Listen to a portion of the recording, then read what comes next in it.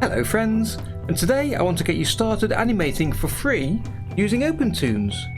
And this is hot on the heels of a new version of OpenToonz, version 1.5, but will be suitable for all versions. However, your interface might look slightly different. And if you haven't tried it out yet, you can find a link to the download in the description below. But if you're struggling with the install, or want tips for upgrading from a previous version, I've got a video showing how I installed it, and that's linked above and in the description below. So today I want to show you a simple workflow to create a bouncing ball animation, and I'll explain the core concepts of OpenToonz so that you understand what you're doing from the start, to be able to draw, animate and render out a video file to share with your friends. So buckle up and let's go! So when you first run OpenToonz, you'll be presented with this screen. At the front, you see the startup dialog, and here's where you create a new project, a new scene, or load a previously created scene. And this is the first core principle to understand. A project is just a way to group a number of scenes, and each scene must be associated with a project. And it's actually the scenes that hold your drawings timed out to create your animations. And you can use the default sandbox project, but I always recommend new users to create a new project each time they want to start a new scene, so that each scene initially is in its own separate project. And then as each project is created on disk in its own folder, you can delete the project folder to remove an old project, or you can zip it up to share it with someone else, so they can look through your drawings and animation to help with any problems, or to work on the animation with you. If you want more details about sharing projects and what's stored on disk, then you can find them in the link above and linked in the description below. So before you get started, it's handy to turn on the autosave feature, and that's at the bottom of this dialog. So just tick the box and set how often you want your scene to automatically save. And I find 10 minutes is about right. Okay, so let's create a new project. So we'll press the new project button. And here you can see where the project will be created in your OpenToonz Stuff projects folder. And we'll ignore all of these options at the bottom and just type in a project name. And I'll call this project Bouncing Ball. And press OK. And now you see the current project here is changed from the sandbox to Bouncing Ball, ready for creating our scene in. So let's name our scene, and I'll just call this Ball. And below this you can see the initial options for this scene. So you can see where the scene file is saved within the project. It defaults to HD resolution, that's 1920 by 1080 at 24 frames per second. And all of these settings are fine for most animations, but feel free to change them once you've got the hang of the basics. So we just click Create Scene. So now we've got our scene created, it's worth a very quick look at the main interface. And firstly, don't be scared by what you see. It's easy to be overwhelmed by the look of the interface, but just take it one step at a time. And to make it easier, the interface is separated into different rooms when working on different parts of your animation. So initially, we're in the drawing room, as you can see at the top right here. And there's also rooms for cleanup, editing the palette, doing ink and paint, organising your animation keys, the schematics, a separate view for the egg sheet, a room to organise automated tasks, and a browser room to help organise your files. And each room is made up of a number of windows relevant to that task. So most of the time you'll spend your time in this drawing room, where we've got the drawing area here in the centre, called a viewer, the timeline at the bottom, the palette just above it, and the colour editor at the top, with the level strip down the right and a toolbar down the left. And before you do anything, I strongly recommend that you lock your rooms so you can't mess up the layout until you choose to change the layout. So from the Windows menu, go down to Workspace, then across to Lock Room Panes. And now feel free to resize any of the panels by clicking and dragging on the edge of their area. to fit the layout that suits you best. So that's the drawing room, and feel free to take a look around the other rooms to see the different panels that you can use in those. But today I'll stick with the drawing room. So to create an animation, we need to line up drawings in order from left to right on the timeline. And to create those drawings, we create what's called a drawing level. And this will be a collection of related drawings. So you might have one drawing level for your different backgrounds, and another for your main character. And you can keep your character on one level like this, or break them up into different levels, so that you could have their main head and shoulders drawn on one level, and then their mouth on another. And that'll make it easier to add lip sync.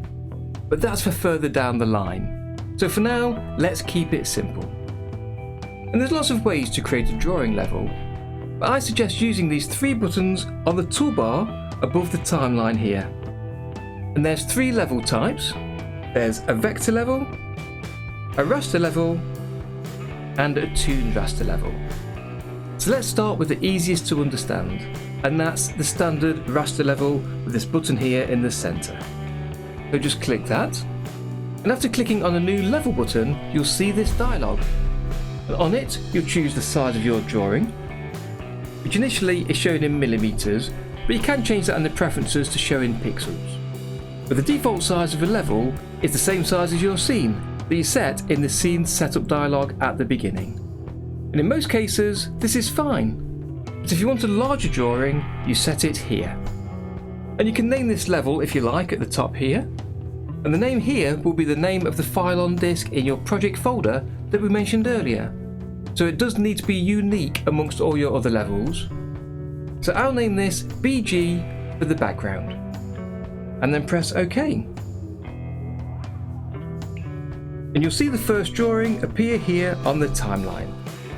So a raster level is just like any other raster or bitmap format that you'll find in any other drawing program.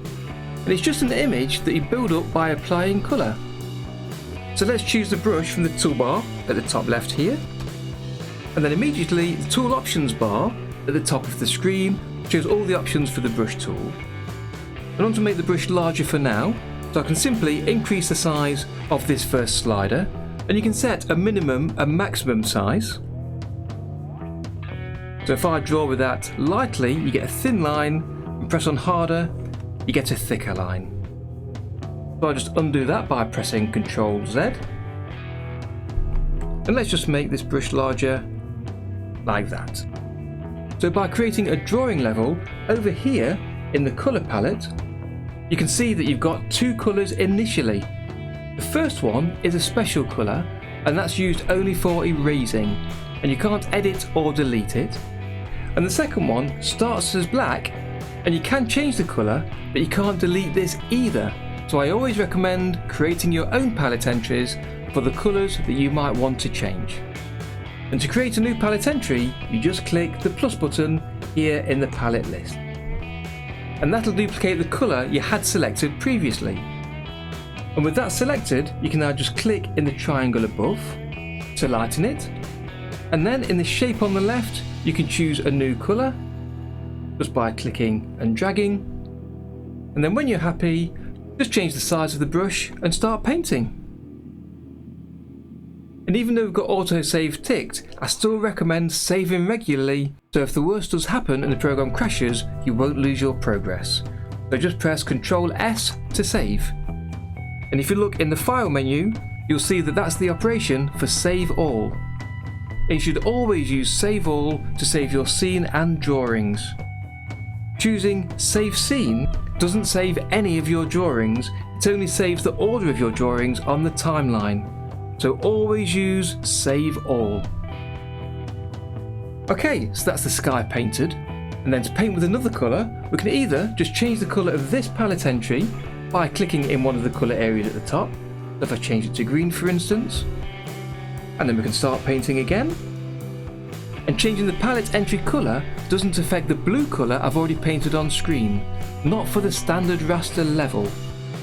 But I find it best to leave that colour in the palette so that you can more easily get back to it.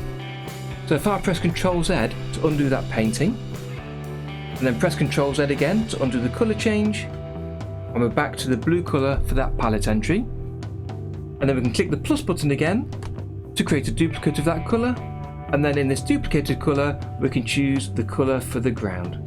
I'll make it green and make it slightly darker, and then paint that, and again Ctrl+S to save.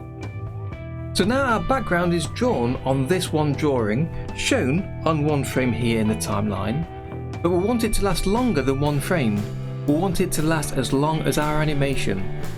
So we need to extend the exposure of this one drawing. So if you click on the drawing in the timeline, you'll see this little handle appear to the right. So just click and drag that to the right to expose the drawing for longer. And now I'll extend it for the 48 frames in view here. We can always change it later when we know how long our animation will be. And even though it's shown for 48 frames, it's still the same drawing.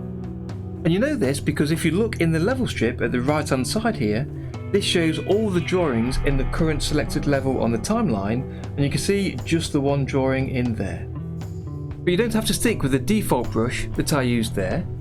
If you click on the Raster tab, which is at the top right above the colour editor, you'll now see a selection of other brushes that you can use on this level.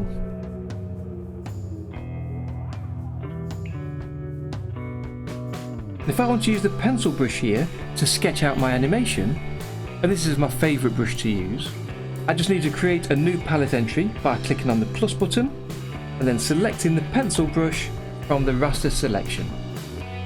So I don't want to draw my sketches on the same drawing level as the background, so with frame 1 selected in the timeline, I'll create a new drawing level. So just click the new raster level button, and this level I'll call Sketch. And then press OK, and you'll notice that it created a new drawing for my first drawing in the sketch level above the background level. And this is where it's useful to think about what OpenToonz calls columns. And in reality, using the timeline, they're actually rows. But OpenToonz calls them columns because the timeline used to be vertical instead of horizontal. And you can still get to the vertical timeline in the X-Sheet room, but we'll stick with the standard timeline view here. But these columns can be thought of as layers, with the highest column on the timeline shown at the front, and columns below it shown behind. And once you work with effects, that doesn't quite hold true, but until then, thinking of these columns as layers is useful. And like drawing levels, you can name columns. So you can just double click over the name Col1, and I can call this background. So that's my background column, and then again on the sketch column I'll rename this Sketch, and there you notice the dialog just pop up that did the autosave, so I know my scene at this point has been saved. So while I'm in the sketch column with the pencil tool selected, if I change the colour back to black and then just scribble in the drawing, let me show you how to change the order of these columns. At the top of each column header here, you can see a darker line across the top, and if you click and drag that, you can move the sketch column here behind the background, and now the sketch is behind the background, you can't see it. So to move it to the front, you just click that line at the top of the column header and move it to the top. And one last thing, although I've got my background drawing level in this background column, and my sketch drawing in the sketch column, you can actually have more than one drawing level in each column. And this will be useful as your animations get more complex later. So, I want to sketch my animation in this new level, but the background painting is kind of in the way a little bit. So I can do a few things to help this. First, I can choose to hide the whole background column by clicking this button here that looks like the table that we're drawing on in the viewer, and that's the camera stand visibility toggle button. If I press that, the background disappears altogether, and you can bring it back by pressing the button again. And if you right click on it, you can show and hide other columns too, so I'll let you discover that in your own time. And with the background hidden, you can't see where your animation should go, so it's better to simply dim the drawings. And you can do this from this arrow drop down to the side of the header. If you press that, you can click and drag this slider labelled opacity, and that'll do nicely. So now I can see where I'm sketching and where items in the background are. So let's remove this scribble first, and we'll do that by clicking the eraser button. And again, you'll see the options toolbar change to show you the different options for this particular tool. And to find out what all of the options do, you can go to the help menu and look in the online manual. And that explains what each of the options are and exactly how you use them. But for now, let's just make the eraser larger, and then erase as you would using a standard eraser. So let's draw the first drawing. So click the brush tool, I've got the pencil selected, and I'm going to draw a bouncing ball, so we'll start at the top of the bounce with the circle. And then to draw the next drawing, I can just click on the next blank frame in the timeline here, frame number 2, and then just start drawing again. But you can't see where the previous drawing was, so you can use your cursor keys to flip between the previous drawing by pressing the left arrow, and then back to the blank drawing by pressing right. And just flip between both to see where the drawing is, and this is a good way to draw. But I know some of you already know about onion skins, so you'd rather use those, and OpenToonz does have them. And you'll find them in the timeline header above the numbers. If you just hover your pointer above the frame number, you'll see the onion skin marker appear. And there's two types, the relative onion skin marker, and if you click that, you'll see it's shown with a line connecting it to the current frame, which means that as you change frames, the onion skin is shown for the previous drawing, one drawing away relative to the current frame. And the other marker is a fixed onion skin marker. If I turn that one off and then go up and turn on the fixed marker, now as I move to another frame, the onion skin doesn't change, it still shows the onion skin for the drawing on frame 1. So if I change that to show the relative onion skin marker for the previous frame, we can now draw on drawing 2 and see where the first drawing is. And we can continue like that, drawing the rest of the drawings through the animation. And this is known as straight ahead animation. But if we want to do traditional pose to pose drawing, where you draw extremes of poses and then in between them using the onion skin, let me show you that. So this is a repeating cycle of a ball bouncing. So the ball started at position 1, then it's moved down to land on the floor, and it's going to bounce back up to position 1 again. I want to draw from drawing 7 back to position 1. So to do that, I can do one of two things. Firstly, I can go to frame 8, show the onion skin marker for drawing 7 as well as drawing 1, and then on frame 8, I can just draw in between those two positions. And an alternative to this is I'll do for the drawing in between drawing 7 and drawing 8. If you select on drawing 7 and then click the little handle and expose drawing 7 for an extra drawing, I can then show an onion skin marker for the previous and following drawing and then draw in between those two, like this. And then again, from drawing 9 to drawing 1, I can do the same again. And then drawing 10 to 1, and then 12, and 13 at the top. And now let's play it to see the timing. So to play only these 13 drawings, we need to adjust the play markers. And that's these little triangles above the frame number, which currently go from 1 to 48. So we can just click the triangle play marker at frame 48 and drag it back to frame 13. And now when we press play, at the bottom of the viewer here, it'll play those 13 frames. But we want this as a repeating cycle, and it's easy to see it bouncing multiple times, so instead of pressing just the play button, if we press the loop button, it'll play that continuously. And that's playing at 24 frames a second, as you can see at the bottom of the viewer, but it's playing quite fast, so we want to slow it down. And there's two ways we can do that. The first way is to change the FPS of the viewer. So you can simply click the arrows to change the play speed, to find a more appropriate speed, and that's not too bad. And the second way is you can show the drawings for a different amount of time. So currently we're showing the drawings for 1 frame each. And if we want to show them for 2 frames each, we can select over them all and highlight them, and then press this button here labelled 2's, and that will change the exposure for each drawing to be shown twice. Like that. And then again, click and drag the play marker back to the end of the animation. If we adjust the FPS back to 24, where we were before, I'll hit save and then press the loop play. And I think that's a little bit too slow, so let's bring this back to be exposed on ones. We'll highlight them all again and then click on the ones button. Let's adjust the play markers, change the frame rate back to 16, where we were before, and for this quick test we'll use that speed there.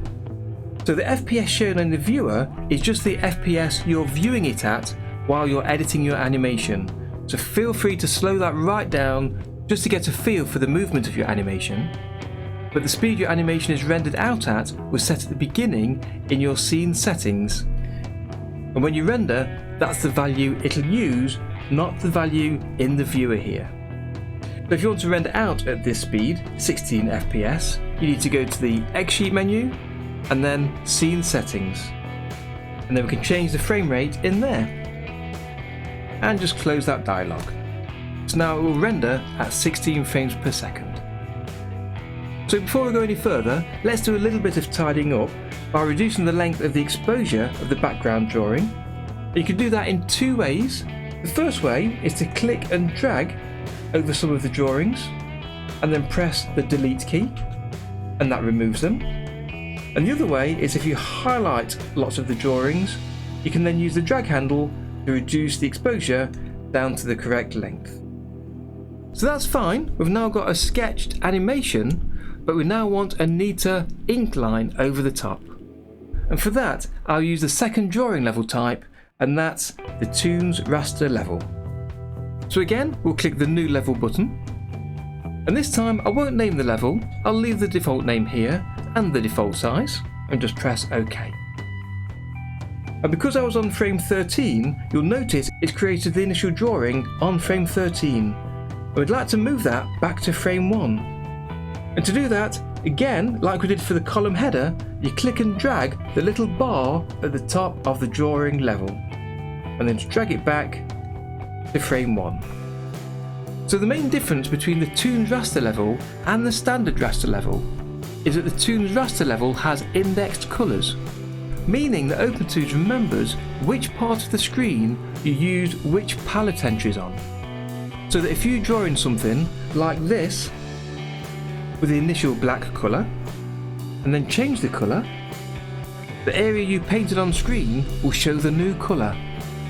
So you'll have to create a new palette entry for every colour. And the second difference is that OpenToonz remembers what is a line and what is a fill, but that's a detail for another time. So let's just undo this and draw a neater ink line over the sketch. And again, as this is a raster level, we can use the brushes in the raster section up here, but I'll use the default brush. And again, there's different options on the options bar, which I won't go through right now, but I will use the smoothing option. I'll just increase that, and that'll make it easier to draw a smooth, neat line. Let's just set the minimum and maximum size for this, and I think we'll keep them the same. And that's not too bad, but it's not ideal, so for this I'd like to use the circle option in the geometry tools. So I'll select the geometry tool, let's just undo that line I drew a second ago, and then choose the circle option from the shape drop down and set the size. And then just click and drag from the centre of where you'd like the circle. Like that.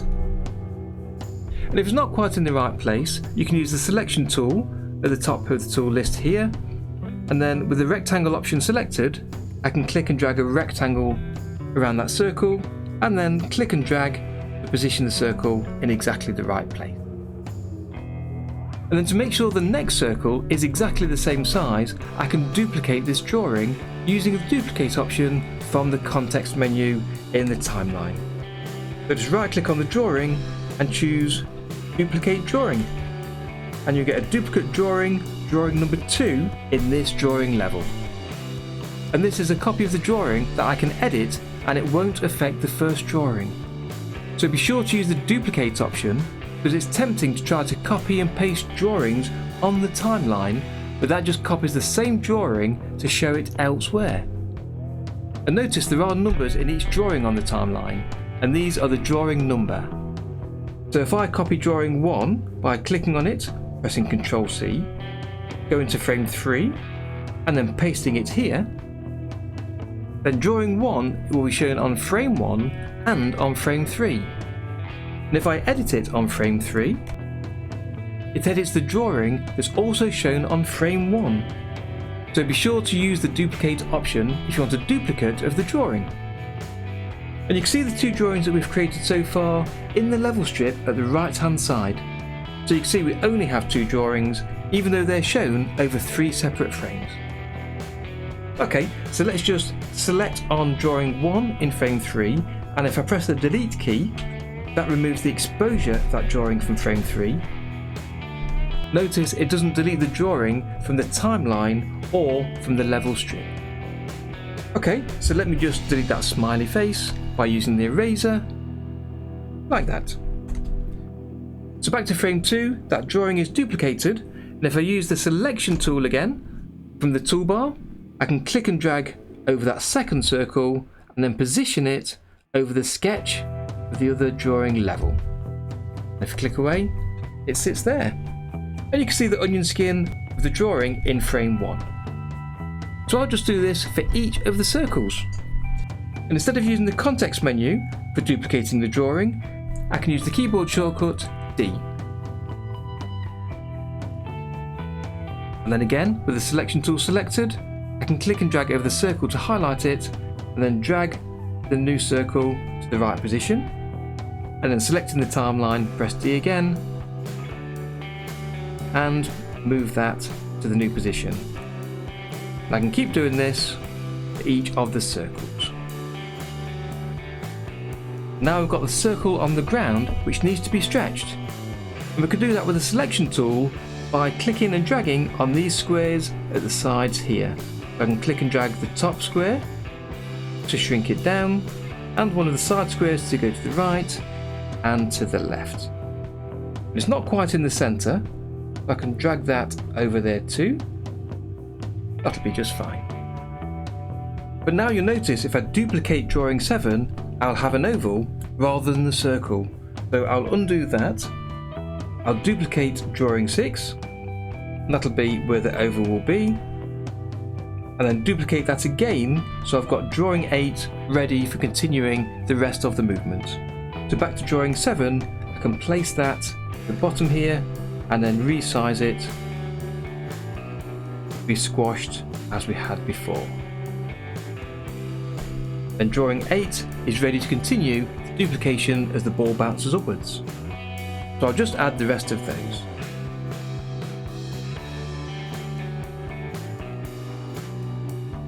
So that's the ink lines complete. So as I showed you before, let's just hide the sketch column by pressing this button here in the column header. And as I should have done earlier, let's rename the ink column. And then we'll press save all and hit loop play. Now we've got a much neater looking bouncing ball. And that's the ink lines completed, and now we just need to fill them in. And differently to some other drawing or animation programs, we fill the colour in on the same level as the ink lines. We don't create a separate fill level. So on the ink line level, I'll choose the bucket fill tool. I'll add a new colour by pressing the plus button. We'll choose a colour to fill with, and I'll just choose a bright red. And then with the toolbar options showing the normal type for fill and the mode type for areas, you can just click in the centre of the ink line and it'll fill. So I'll just do that for the rest of the other drawings too. And now that they're all filled, notice that you can still change the colour of the red colour palette entry. So bring it over here to blue, and the colour on screen changes in all of the other drawings as well. And this is one of the huge benefits of using the Toonz Raster level over the standard raster level, and is one of the reasons why I use this level type the most. But you might prefer to complete your animation in the final level type, and that's the vector level type. So if I add a new vector level, and I'll leave the default name, notice there is no size that you can change for a vector level, and that's because vector levels have an infinite canvas. So you can not only draw inside the camera area, you can draw outside as large as you like. And again, as I was on frame 13, it creates the first initial drawing in frame 13, so we can click and drag that over to frame 1. And vector levels are really interesting, and one that new users seem to want to try out first, but have the most difficulty with. So let me show them to you briefly here. So again, I name the column that contains this vector level. And if I hide the Toonz Raster level that I drew the ink line and the fill of the ball for, and then re-show the sketch level, as we just used in the previous level type, you've got the geometry options, so you could select on that, choose to create a circle, change its size, and again using the default colour black or creating a new palette entry, you can click and drag to create your circle. You can then use the selection tool, and it's set to the rectangular selection type by default, so you can click and drag a rectangle around the circle there. But instead, you can also click on the line to select it. And this is where vector levels are different from the two raster level types. All of the lines on a vector level are known as lines and can be edited as separate lines. And once selected, you can click and drag that circle to where you need it to. And again, you can select the drawing in the timeline and press D to duplicate it. And on the duplication, you can click and drag that line to the new position. And if you prefer to draw by hand, you can use the brush, and with smoothing turned up, you can draw a circle like that. But one of the major differences between the vector level and the other level types is that the lines and circles that you draw are actually mathematical formulas of what you want to draw, which means you can edit them in a different way. So here on the toolbar, you've got the control point editor, and if you select that and then click on one of your lines, let me just zoom in using my middle mouse wheel, you'll notice that the line is actually made up of a number of different points, and each of those points has a handle that can adjust the curve that's associated with it. And you can edit your lines this way to make neater lines that join up better. However, filling these shapes can be a little bit tricky, and that's the main reason why I don't use this level type.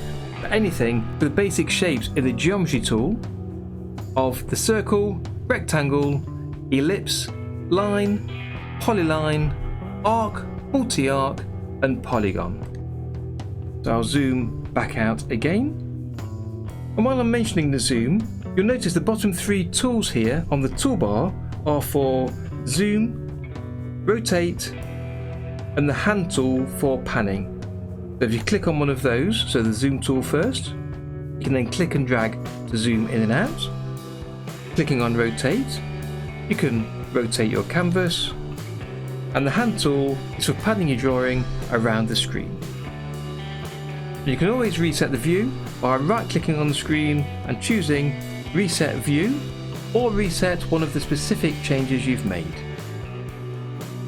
So I'll cover vectors in more detail in the future, so for now I'll just hide that column, and then you'll notice these eye buttons on the left hand side, and these state which columns are actually rendered into your final animation.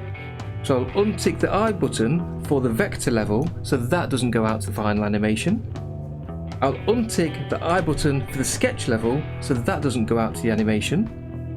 I'll also hide the sketch level so I can't see it while I'm editing, and I'll show the ink level so I can see that. And the final thing to show is the background. So if I click on the arrow button to the left of the title, I can bring the opacity back up to 100%. and then I'll hit save, and now if I press loop play, we can see our animation playing. So that's our very simple animation finished. So finally, you want to share this with your friends, and you do that by what's called rendering. So first you need to set up how your animation is rendered, and you do that from the render menu. Then press output settings, and the dialog always starts off really small, so I'd suggest you make it larger so you can see what you're doing a lot easier. And the output settings are split into 3 sections.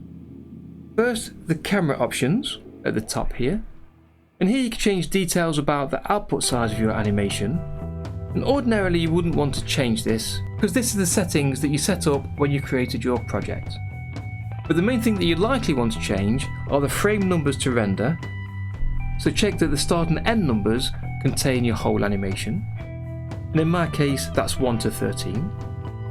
And then if you're sharing this on a social network, you might want to shrink the output to create a smaller file size and a smaller visual size.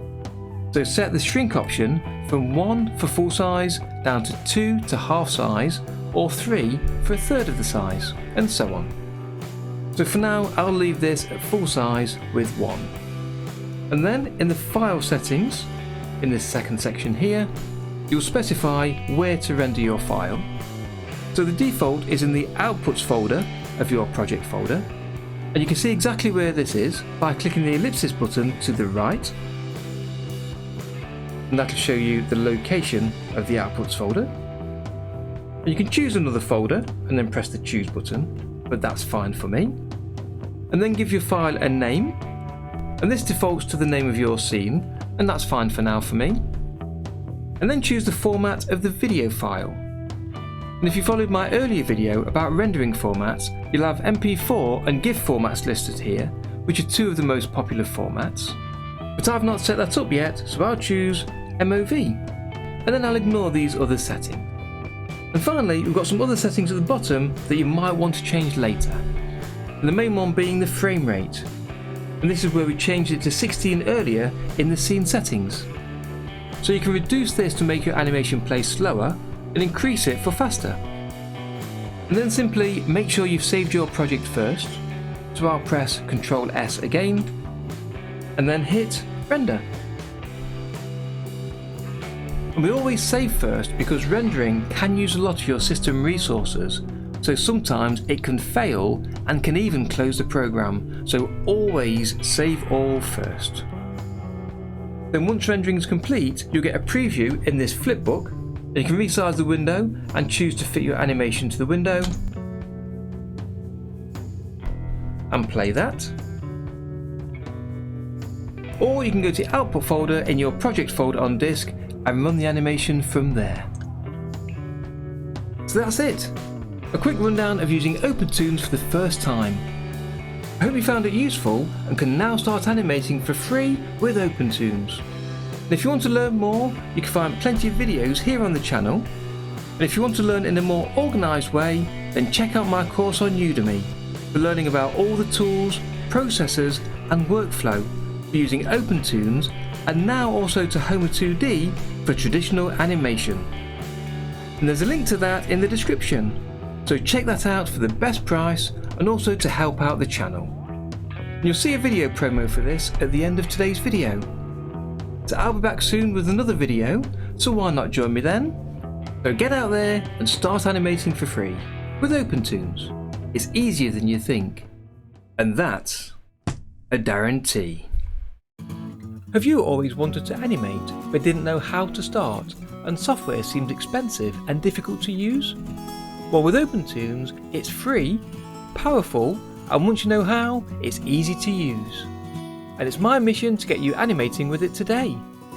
Hi, my name's Darren, and I've been teaching OpenToonz for the past 3 years, showing thousands of students just like you how easy it is to animate with. I'm cutting through the jargon to show that anyone can animate with it.